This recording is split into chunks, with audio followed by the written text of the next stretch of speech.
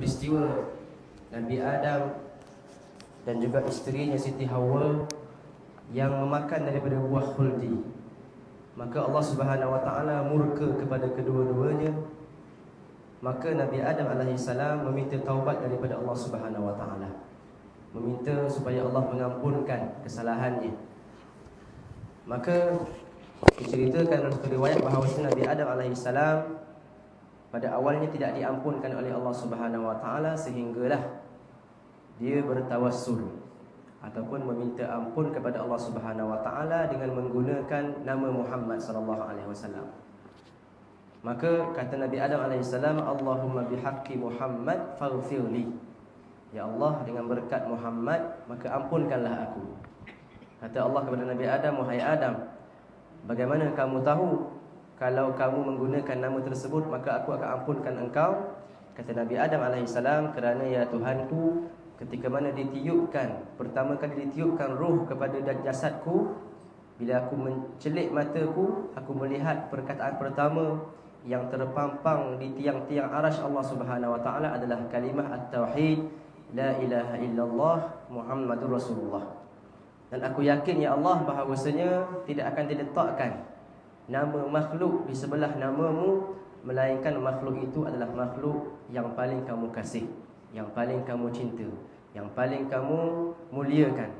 Kata Allah Subhanahu wa taala, asabta, wahai Adam, kamu telah berbuat perkara yang betul, perkara yang benar, maka aku ampunkan engkau dengan berkat Nabi Muhammad sallallahu alaihi wasallam. Maka Nabi Adam alaihissalam adalah manusia pertama.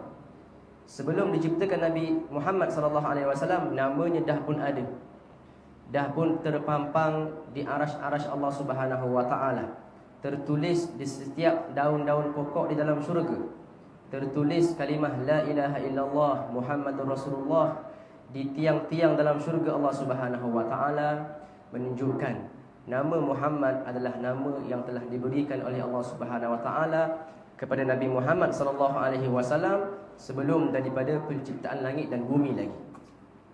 Maka Allah Subhanahu wa taala menciptakan Nabi Muhammad sallallahu alaihi wasallam dan mengirimkan baginda khusus kepada kita.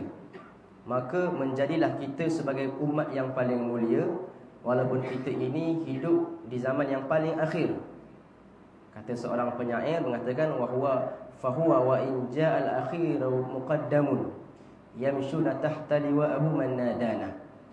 Dan Nabi Muhammad dan umatnya itu, walaupun dia datang yang paling terakhir, tetapi di hari kiamat mereka adalah golongan-golongan yang pertama. Kerana di hari kiamat tidak akan dibangkitkan daripada kubur terlebih dahulu, melainkan Rasulullah sallallahu alaihi wasallam adalah manusia pertama yang akan dibangkitkan daripada kubur, dan umatnya juga adalah umat yang pertama dibangkitkan, seperti dalam hadis Nabi sallallahu alaihi wasallam. Dan tidak akan ditimbang segala amalan hamba-hamba, melainkan ditimbangkan terlebih dahulu amalan umat Muhammad sallallahu alaihi wasallam.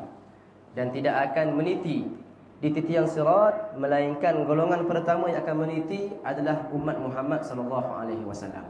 Dan tidak akan masuk syurga mana-mana manusia sekalipun, melainkan dimasukkan dahulu orang beriman di kalangan umat Muhammad sallallahu alaihi wasallam.